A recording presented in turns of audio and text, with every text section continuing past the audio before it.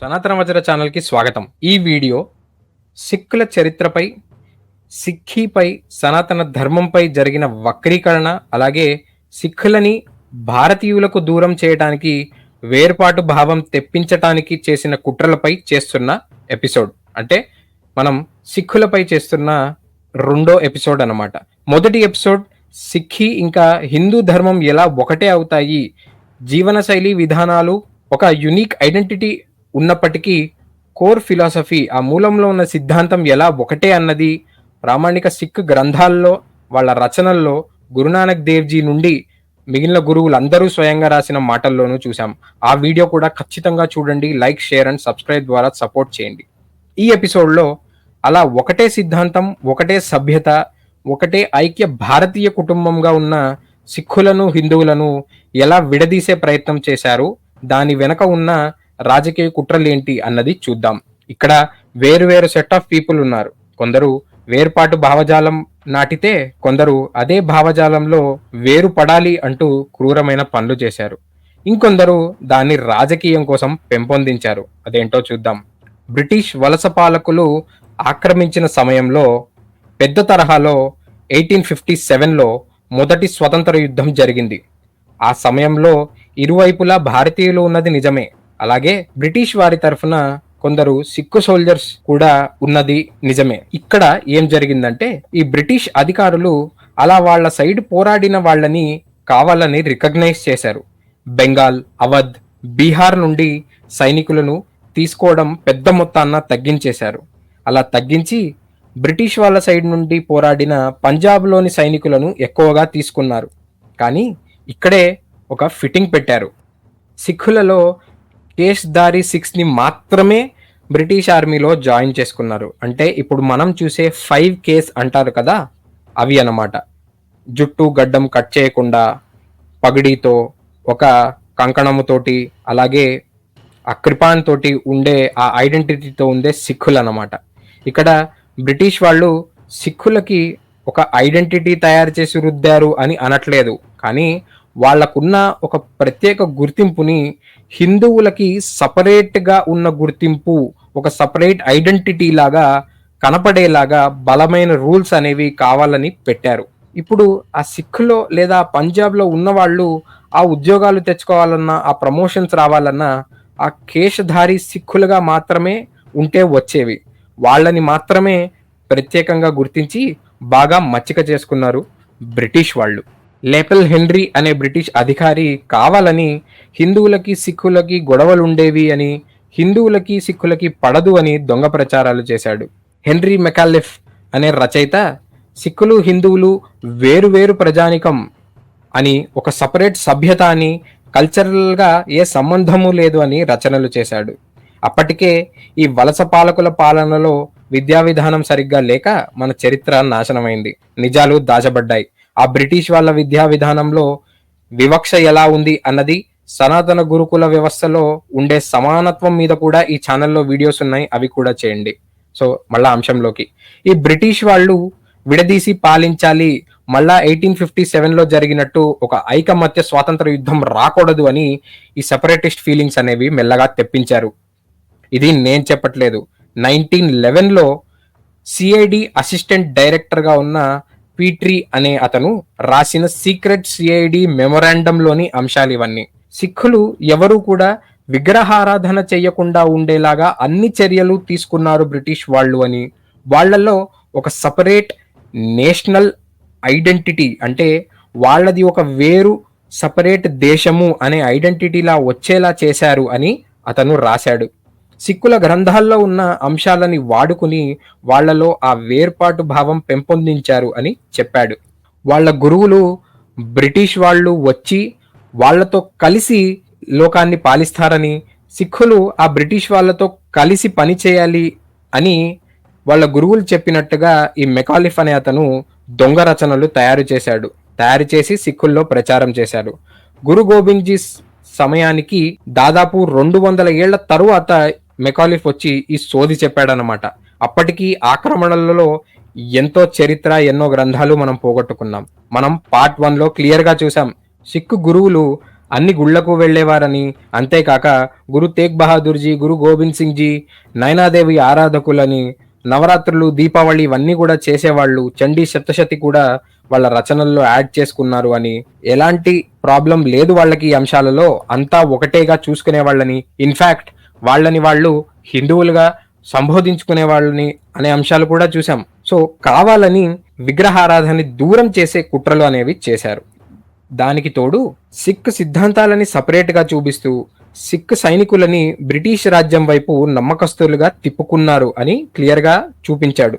సిక్కు యువకులకు వాళ్ళ గ్రంథాలు, వాళ్ళ గురువులు చెప్పిన సిద్ధాంతాలు సరిగ్గా తెలియవు అని, దాన్ని అడ్వాంటేజ్ గా తీసుకుని వాళ్ళ గ్రంథాల్లో అంశాలని తప్పుగా చెప్పి బ్రిటిష్ వాళ్ళని వాళ్ళు పాటించే మతాన్ని మ్లేచ్చులుగా చూడకుండా వాళ్ళ వైపు తిప్పచ్చు అని ప్లాన్ చేశారు. ఇవి కూడా అతను ఆ సిఐడి సీక్రెట్ మెమరాండంలో నిరూపించాడు, చూపించాడు. ఇలా నమ్మి సెపరేట్ సిక్ ఐడెంటిటీ, సెపరేట్ దేశం అని కొందరు నమ్మేవాళ్ళు. ఆ నమ్మకం ఫాలో అయిన వాళ్లే ఈ సెపరేటిస్ట్ భావాల్లోకి వెళ్లారు అన్నది గమనించాలి. వాటిని కన్సిడర్ చేసి ఇలా ఎవరైతే వీళ్ళు చెప్పింది నిజమే అనుకుని సెపరేటిస్ట్ ఫీలింగ్లు తెచ్చారో వాళ్ళని చాలా బాగా దగ్గరుండి ఎంకరేజ్ కూడా చేశారు ఈ వలస పాలకులు. ఇందుకే రోజు ఏడ్చి చచ్చేది. ఆ దిక్కుమాలిన ఇంగ్లీష్ విద్యా విధానం తీసేసి అసలైన భారత చరిత్ర, సనాతన ధర్మం గురించి, అందులో తత్వం గురించి, ఇతిహాసం, గీతా జ్ఞానం అనేది మన అందరికీ, రాబోయే తరాలకి, అతి ముఖ్యంగా రాబోయే తరాలకి చెప్పాలి. లేదా ఇలాంటి అడ్డమైన వాళ్ళు వచ్చి వేర్పాటు భావం తెప్పిస్తారు, అడ్డమైన వక్రీకరణలు చేసి భారతీయులను విడతీస్తారు అని పదే పదే ప్రజల్ని హెచ్చరించేది ఇందుకే. ఎంతసేపు షాజహాన్ తండ్రి ఎవడు, వాళ్ళ తండ్రి ఎవడు, వాళ్ళ అమ్మ అదే వాళ్ళ తల్లిగారి మొగుడు ఎవరు అంటూ చెప్తారే గాని మన సభ్యత గురించి సరిగ్గా చెప్పడం అనేది ఉండదు. ఛత్రపతి శివాజీ చరిత్రని కేవలం ఒక్క పేజీకి పెట్టారు ఆ టెక్స్ట్ బుక్లలో. పోనీ ఆ బయట వాళ్ళ చరిత్ర అనేది నిజంగా పూర్తిగా చెప్తారా అంటే వాళ్ళ అక్రమ చర్యల గురించి మాత్రం మాట్లాడారు. లేనిపోని ఇవన్నీ టెక్స్ట్ బుక్స్ లో యాడ్ చేస్తారు. దీని ప్రూఫ్ ఏదయ్యా అని ఎవరైనా ఆర్టీఐ ఫైల్ చేస్తే ఈ ఇన్ఫర్మేషన్ లేదు అని రిప్లై ఇస్తారు. అందుకే ప్రజలకి మళ్ళీ మళ్ళీ చెప్పేది, శ్రీరాముని వంశ పరంపర ఏంటి, మన భారతీయుల రాజుల చరిత్ర ఏంటి, మనలో ఉండే గోత్రాలు అన్ని వర్ణాల్లో క్లియర్ గా ఉన్నాయి అంటే అందరూ వేరు కాదు ఒకటే అని అన్న నాలెడ్జ్ ని మన పిల్లలకి ఇవ్వకపోతే చూసారుగా యువతకి ఏం తెలియదని ఈ మెకాలిఫ్ లాంటి వాళ్ళు వచ్చి వాళ్ళ వైపు తిప్పేసుకుంటారనమాట. సో సరే, నెక్స్ట్ కుట్రలు ఏమిటో చూద్దాం. 1985 లో రామ్ స్వరూప్ అనే రచయిత రాసిన హిందూ సిక్ రిలేషన్షిప్ అనే మోనోగ్రాఫ్ లో 1849 నుండి 1925 దాకా బ్రిటిష్ వాళ్ళు పంజాబ్ లో చేసిన గవర్నమెంట్ పాలసీస్ గురించి ఆయన రాశారు. దానిలో ఉన్న పరిశోధన ఫలితాలు ఏంటో చూద్దాం. బ్రిటిష్ వాళ్ళు ట్రంప్ అనే ఒక జర్మన్ ఇండాలజిస్ట్ ని పిలిపించి సిక్కుల సిద్ధాంతానికి, వేదాలకి, ఉపనిషత్తులకి ఏ సంబంధం లేదు అనేది ప్రూవ్ చేయమంటే అతని రీసెర్చ్ లో అవి ఒకటే సిద్ధాంతాన్ని చెప్తున్నాయి, గురునానక్ జీ గారు చెప్పిన అంశాలు వేదాల్లోని అంశాలే అని అతనేమో ప్లేట్ తిప్పి ఉన్నదున్నట్టు నిజం చెప్పేశాడాయే. ఇతర రిలీజియన్స్ లా అంశాలు చాలా చాలా తక్కువగా ఉన్నాయి అని చెప్పాడు.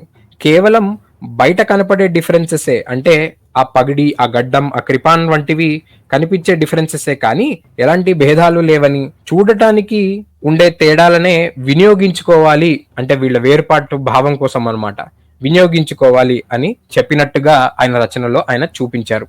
దానికి తోడు బ్రిటిష్ వాళ్ళు కఠినమైన రూల్స్ అనేవి ప్రవేశపెట్టారు.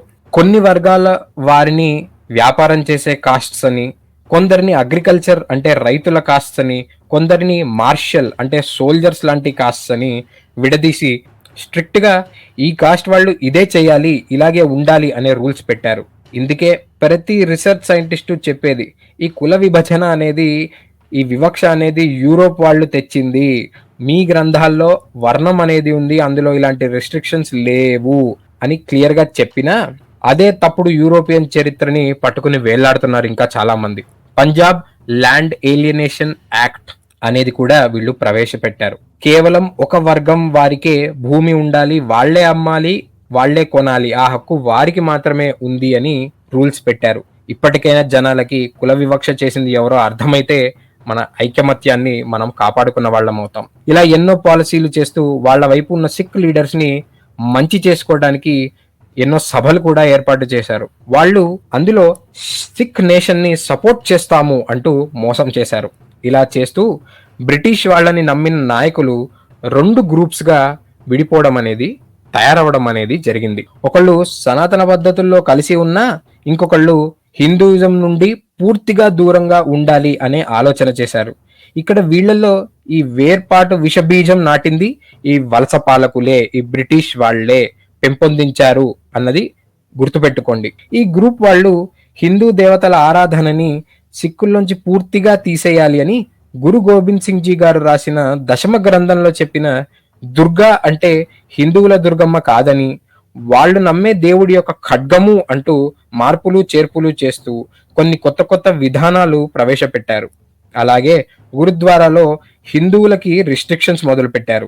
ఇది అందరూ చేశారనట్లేదు, ఈ వేర్పాటు భావంలోకి లాగబడిన కొందరు సిక్ అధికారులు చేశారు అని చెప్తున్నాం. ఎందరో సిక్కులు గోల్డెన్ టెంపుల్ ప్రారంభించినప్పటి నుండి కూడా అక్కడ విగ్రహాలు, నైనాదేవి, దుర్గమ్మ ఫోటోలు ఉండేవి అని కూడా ఎంత పోరాడి ఎంత చెప్పినా, ఎన్ని ఫిర్యాదులు చేసినా ఈ గ్రూప్స్ వాళ్ళు వాటిని పట్టించుకోలేదు. మామూలుగా వేద పద్ధతుల్లో జరిగే సిక్కుల పెళ్లిళ్లను కూడా కాదు, అలా జరగకూడదు అని వాళ్ళకి సపరేట్ పద్ధతులు చేయాలి అని 1909లో ఆనంద్ మ్యారేజ్ యాక్ట్ అని ఒకటి ప్రవేశపెట్టేశారు ఈ బ్రిటిష్ వాళ్ళు. వీర్ సింగ్, కాన్ సింగ్ బహ్నా వంటి వాళ్ళు హమ్ హిందూ నహీ హే అంటూ రాసిన పుస్తకాలను కూడా బ్రిటిష్ వాళ్ళు బాగా దగ్గరుండి ఎంకరేజ్ చేశారు. వాళ్ళు ఆ మెకాలిఫ్ చేసిన తప్పుడు రచనల్ని తీసుకుని వాళ్ళ రచనలు చేశారు. గురు పంత్ ప్రకాష్ వాణి అనే ఒక ముఖ్యమైన ప్రామాణిక గ్రంథంలో సనాతన ధర్మం గురించి ఉన్న హిందువాన్ అనే వాటిని సిఖాన్ అని మార్చి, గణేష్ ని అకాల్ పూరక్ అని మార్చేసి, ఆ గ్రంథంలో ఖాల్సా అనేది హిందూ ధర్మం కోసం లేదా హిందూ ధర్మంలోని భాగమే అని వాళ్ళ ముఖ్యమైన గురువులు చెప్పిన అంశాలని తీసేశారు. బ్రిటిష్ వారిని వాళ్ళ చరిత్రలో ఆక్రమణదారులుగా కాకుండా నాయకులుగా రాసేశారు. ఇలా మెల్లగా దేవి, శ్రీరామకృష్ణులు వీళ్ళని పూజించి గీత, వేద, ఉపనిషత్ జ్ఞానంలోని అంశాలు కూడా నేర్పిన గురువులు అనుసరించే సిక్కులను భారతీయ సనాతన ధర్మానికి దూరం చేసేలాగా కుట్ర చేశారు. వాళ్ళు బ్రిటిష్ వాళ్లతో కలిసి చేసిన వక్రీకరణ నిరూపించడానికి, అంటే వాళ్ళు చూపించిన ఈ చేంజెస్ లేదా ఇలా ఉంది మన దాంట్లో అని ప్రూవ్ చేయడానికి ఏ ఆధారము లేదు. కేవలం మెకాలిఫ్ రచనల్ని అనుసరించి రాసేశారు. ఇది సిక్కుల్లో బ్రిటిష్ వాళ్ళు నాటిన వేర్పాటు విషబీజం. ఇలాంటివే భారతీయులలో వర్ణ వ్యవస్థ అని, యూరోప్ వాళ్లలో ఉండే కుల వివక్ష విధానాన్ని మన వివక్ష అన్నట్టుగా, మన విధానంలో ఉన్న వివక్ష అన్నట్టుగా చరిత్ర వక్రీకరణ, మిషనరీల ద్వారా బ్రాహ్మణ ద్వేషం అనేది చాలా మంది భారతీయుల్లో విషబీజాలుగా నాటారు. అలాంటిదే ఈ సిక్కుల పట్ల చేసిన వేర్పాటు విషబీజాలు కూడా. అండ్ ప్రపంచ యుద్ధం సమయంలో ఎందరిలో బ్రిటిష్ వాళ్ళు ఇండియన్ సైనికులను, అంటే బ్రిటిష్ ఇండియా సైన్యంలో ఉన్న సైనికులను కెనడా, యుఎస్ కి కూడా పంపడం జరిగింది. అందులో అధికంగా సిక్కులు వెళ్ళారు అండ్ వాళ్ళు ఆ ప్రాంతాల్లో సెటిల్ కూడా అయ్యారు. దానికి తోడు ఈ బ్రిటిష్ వాళ్ళు కృత్రిమంగా, అంటే ఆర్టిఫిషియల్ గా తయారు చేసిన పంజాబ్ కరువు వల్ల కూడా ఎందరో ప్రజలు వాళ్ళ చుట్టాలు లేదా వాళ్ళు ఉన్న కెనడా, యుఎస్ ప్రాంతాలకి వెళ్లే ప్రయత్నం చేశారు. ఇలా వెళ్ళిన వాళ్లలో సపరేట్ సిక్ నేషన్ ఉండాలి అనుకునే వాళ్ళు కూడా వెళ్లారు, స్వతంత్ర పోరాట వీరులు కూడా వెళ్లారు. ఇలా సెటిల్ అవుతున్న వాళ్లపై కఠినమైన ఆంక్షలు ఈ యూకే, అంటే బ్రిటిష్ వలస పాలకుల గవర్నమెంట్ అనేది పెట్టింది. అలాగే యుఎస్ లో కూడా చాలా కఠినమైన ఆంక్షలు పెట్టారు, వాళ్ళకి సిటిజన్స్ గా గుర్తింపు ఇవ్వకుండా, ఏదో సెకండ్ క్లాస్ సిటిజన్స్ గా ఉన్నట్టుగా. ఇలా పర్మిషన్ ఇవ్వకుండా చేస్తుండగా ఆల్రెడీ పంజాబ్ లో స్వతంత్ర పోరాటం అనేది పెరిగింది. అందులో భాగంగానే ఒక అతి ముఖ్యమైన స్వతంత్ర పోరాట సేన, అదే గదర్ మూమెంట్ అని ముందుకు సాగింది. ఆ గదర్ మూమెంట్ లోనే స్వరాజ్య వీరులు భారత్ లోను, కెనడాలోను, యుఎస్ లోను ఉన్న గురుద్వారాల్ని వాళ్ళ సీక్రెట్ గూఢచారి నెట్వర్క్ గా, అంటే వాటి ద్వారా స్వతంత్ర పోరాటానికి కావాల్సిన సమాచారాన్ని అందించుకుంటూ స్వతంత్ర పోరాటం అనేది చేశారు. దాన్ని ఆపటానికి హిందీ, పంజాబీ తెలిసిన విలియం హాకిన్సన్ అనే కెనడియన్ పోలీస్ ని బ్రిటిష్ వాళ్ళు నియమించారు. గురుద్వారాలో జరుగుతున్న స్వతంత్ర పోరాటాన్ని పాడు చేయటానికి, అలాగే ఈ బ్రిటిష్ భావజాలం ద్వారా వచ్చిన సపరేట్ సిక్ ప్రాంతం కోరే వారిని ఒకవైపు తెచ్చి హెల్ప్ చేయాలి అని నియమించారు. బేలా సింగ్, అర్జన్ సింగ్ అనే కొంతమంది గూఢచారులను ఆ గురుద్వారాల్లో పెట్టి స్వతంత్ర పోరాటం కోసం చేసిన కొన్ని ముఖ్యమైన ప్లాన్స్ ని ఆపించి కొందరు ముఖ్యమైన సభ్యులను బ్రిటిష్ వాళ్ళకి దొరికిపోయేలాగా చేశారు. దానికి తిరుగుబాటుగా మేవా సింగ్ అనే ఒక యువ స్వతంత్ర వీరుడు ఆ హాప్కిన్సన్ ని కాల్చిపడేశాడు. ఇప్పటికీ ఎందరో కెనడియన్స్ లేదా కెనడాలో ఉండి ఈ ఖలిస్తాన్ కావాలి అనే కొంతమంది హాప్కిన్సన్ చావుని ఏదో పెద్ద వీర మరణంగా, ఏదో గొప్ప త్యాగంగా చూస్తూ ఉంటారు. ఆ రేంజ్ లో సపరేట్ ఖలిస్తాన్ అనే ఫీలింగ్స్ ని తయారు చేసి అమాయకమైన వాళ్ళలోకి గుచ్చి గుచ్చి కుక్కారు అన్నది గుర్తుపెట్టుకోండి. ఇంకా అతి దారుణమైన విషయం ఏంటి అంటే, జలియన్ వాలా బాగ్ లో ఎందరో క్రూరంగా జనరల్ డయర్ వంటి వాళ్ళ వల్ల ప్రాణాలు పోగొట్టుకున్నారు. అది కూడా మనందరికీ తెలిసినదే. అలా క్రూరంగా చంపిన జనరల్ డయర్ ను అరూర్ సింగ్ అనే సపరేట్ సిక్ నేషన్ కోరే ఒక నాయకుడు ఆ స్వర్ణ మందిరానికి ఆహ్వానం ఇచ్చాడు. అది కూడా జలియన్ వాలా బాగ్ మారణకాండ తరువాత ఆహ్వానం ఇచ్చి సన్మానం కూడా చేశాడు. ఎంత క్రూరమైన దారుణమైన విషయం ఇది. ఈ అరూర్ సింగ్ కూడా బ్రిటిష్ ద్వారా నియమింపబడ్డ నాయకుడే. ఇలా కొందరిని బాగా ఆశ చూపించి కేవలం బాగుపడే దారి ఇదే, వీళ్ళని ఫాలో అయితేనే అవుతుంది అన్నట్టుగా రూల్స్ అండ్ గవర్నమెంట్ పాలసీస్ తీసుకొచ్చి వాళ్ళ చెప్పు చేతల్లో ఉండేట్టుగా కొందరిని మార్చుకున్నారు బ్రిటిష్ వలస పాలకులు. అందుకే పార్ట్ 1 లో కూడా అన్నది, అందరు సిక్కులని అనట్లేదు, కొందరు బ్రిటిష్ భావజాలంలోకి లొంగిపోయారు. ఇలా మెల్లగా అదే భావజాలం పెరుగుతూ 1971లో న్యూయార్క్ టైమ్స్ లో ఖలిస్తాన్ అనేది సపరేట్ నేషన్ కావాలి అనే యాడ్ ని కూడా ప్రచారం చేసేశారు. ఎంతో క్లియర్ గా ఎందరో సిక్కులు ఈ వేర్పాటు విధానాన్ని బ్రిటిష్ కాలంలో కూడా వ్యతిరేకించారు. కానీ వాళ్ళ రచనల్ని వలస పాలకులు బ్యాన్ చేశారు. ఇలాంటి సపరేటిస్ట్ భావజాలం ఉండి బ్రిటిష్ వారికి పనిచేసిన కొందరు సిక్కుల వంశం వారు ఇప్పటికీ మన దేశంలోను, కెనడాలోను చాలా పెద్ద రాజకీయ స్థాయిల్లో ఉన్నారు. అందుకే ఇప్పటికీ ఈ భావజాలం అనేది పెంపొందిస్తున్నారు అన్నది అందరూ జాగ్రత్తగా గుర్తుపెట్టుకోండి. ఇలాంటి కొందరు చాలా ఇన్ఫ్లుయెన్షియల్, ప్రభావితమైన స్థాయిలో ఉన్నవాళ్ళు. ఇలాంటి వాళ్ళు భగత్ సింగ్ ని కూడా ఒక దేశద్రోహి అని నోటికొచ్చిన చెత్త వాగుతూ ఉంటారు. అలా ఇప్పటికీ కెనడాలోను, భారత్ లోను కొందరు యువకులను టార్గెట్ చేసి వాళ్ళని ఖలిస్తాన్ ఉన్మాదులుగా తయారు చేస్తున్నారు. ఇటీవల కూడా మీరు ఈ వార్తలు చూసే ఉంటారు. ఇదంతా ఒక ఎత్తు అయితే, ఇప్పటికీ కొందరు సిక్కు యువత ఎందుకు వీళ్ళ మాయలో పడుతున్నారు అన్నది కాసేపట్లో చూద్దాం. బ్రిటిష్ వలస పాలకులు చేసిన చెత్త సరిపోదు అన్నట్టు స్వాతంత్రం వచ్చాక అదే బ్రిటిష్ భావజాలం ఉన్న కొందరి చేతుల్లోకి మన దేశం వెళ్ళింది అన్నది కూడా మనకి తెలుసు కదా. వాళ్ళు కూడా కొన్ని దశాబ్దాల పాటు తప్పుడు చరిత్ర, జనాల్లో విషం పెంచుతూ అలాగే ఉన్నారు. అలాంటి రాజకీయాలే చేశారు. వాళ్ళ ఆత్మీయ బ్రిటిష్ తండ్రులకు పనికొచ్చేలాగా, వాళ్ళ మెప్పు పొందేలాగా ఈ రెండే ముఖ్య అంశాలుగా దేశాన్ని చీకట్లో ఉంచేశారు. అలాగే రాజకీయాల కోసం చేసిన ప్రయత్నంగానే పంజాబ్లో రాజకీయంగా బలంగా ఉండటానికి 1978లో ఇండియన్ ఎయిర్లైన్ ని హైజాక్ చేసిన గజిందర్ సింగ్ ని ఖలిస్తాన్ భావాలున్న బింద్రన్ వాలా వంటి వాళ్లతోటి ఒక పార్టీ పెట్టించి ప్రోత్సహించింది అప్పటి ప్రభుత్వం. అప్పటి ప్రభుత్వం అంటే తెలుసు కదా మీకు ఎవరో. సరే, సో ఈ కొత్త టీం వాళ్ళు బాగా ఉన్మాదంగా, రాడికల్ గా బిహేవ్ చేశారు. ఆ చేసిన అరాచకాలు చాలా మందికి తెలిసే ఉంటాయి. కానీ ఎన్నోసార్లు జైలుకి పోకుండా అప్పటి నేతలు కాపాడారు కూడా వీళ్ళని. బేసిక్ గా ఆ పెద్ద పార్టీ కంట్రోల్ నుంచి ఈ గ్రూప్ అనేది మెల్లమెల్లగా పవర్ పెంచుకుంటూ బయటికి వచ్చేసి కంట్రోల్ తప్పేసిందనమాట. అది కుదరదు కదా, అందుకని వాళ్ళని కంట్రోల్ చేయాలి అని రక్షక దళాలని పంపటం, గోల్డెన్ టెంపుల్లో కాల్పులు, దాని తర్వాత కొందరు సిక్కులు అప్పటి ప్రధానిపై చేసిన దాడి అనేది మనందరికీ తెలిసిన చరిత్రే. దాని తర్వాత ఎన్నో అల్లర్లు అయ్యాయి, ఎందరో సిక్కుల ప్రాణాలు కూడా పోయాయి. ఇది కూడా మనకి తెలిసిన అంశమే. కాకపోతే ఇలా కొందరు తీసుకున్న రాజకీయ స్వార్థ నిర్ణయాలకు అమాయక సిక్కుల ప్రాణాలు పోయాయి. దానికి తోడు అప్పుడు పవర్లో ఉన్న వాళ్ళు రీడిఫ్యూషన్ అనే ఒక సంస్థ ద్వారా సిక్కులపై దుష్ప్రచారం చేయించి విద్వేషాలు రగిలించారు అన్నది ఎందరో సిక్కు నిపుణులు అందరికీ తెలియజేయాలి అని ప్రయత్నిస్తున్న పాయింట్.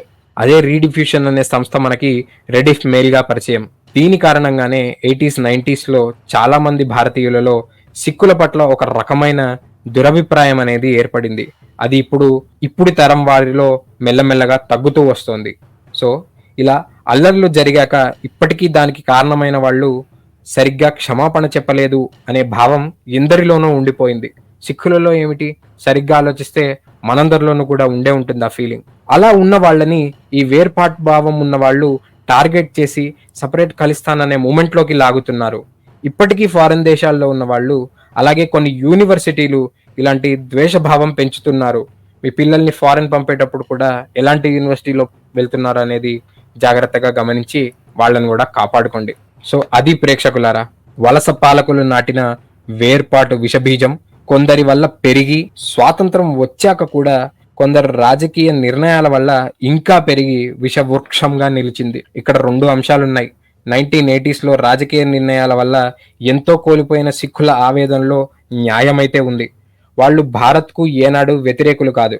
ఈ ఖలిస్తాన్ మూవ్‌మెంట్‌లో ఉండి దేశ విదేశాల్లో ఉన్నత స్థాయిలో ఉన్న వాళ్ళు కొందరు కావాలని ఇలా ఆవేదన పొందుతున్న వాళ్ళని టార్గెట్ చేసి వ్యతిరేకంగా తయారు చేస్తున్నారు. ఆ వేర్పాటు వాదాన్ని భారతీయులు అయిన మన సిక్కులే అడ్డుకొని నిర్మూలిస్తారు అనే నమ్మకం అయితే నాకు ఖచ్చితంగా ఉంది. ఎందుకంటే అసలైన సిక్కులు వాళ్ళ గురువులు నేర్పినట్టు అన్యాయాన్ని ఎదిరించి దేశాన్ని కాపాడే వాళ్ళగానే ఉంటారు.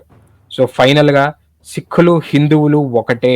మనమంతా అదే భరతమాత ముద్దు బిడ్డలము. ఇప్పటికీ కావాలని మనపై జరుగుతున్న కుట్రలని గుర్తిస్తారని, దానికి ఈ వీడియో పనికొస్తుంది అని అనుకుంటే లైక్ చేయండి, అందరితో షేర్ చేయండి. సనాతన వజ్ర ఛానల్‌కు సబ్స్క్రైబ్ చేసుకుని భారతదేశ ఐక్యతను, సనాతన ధర్మాన్ని కాపాడటంలో మీ సహాయం అందించండి. మళ్ళీ కలుద్దాం. సత్ శ్రీ అకాల్. జై శ్రీరామ్. జై భారత్.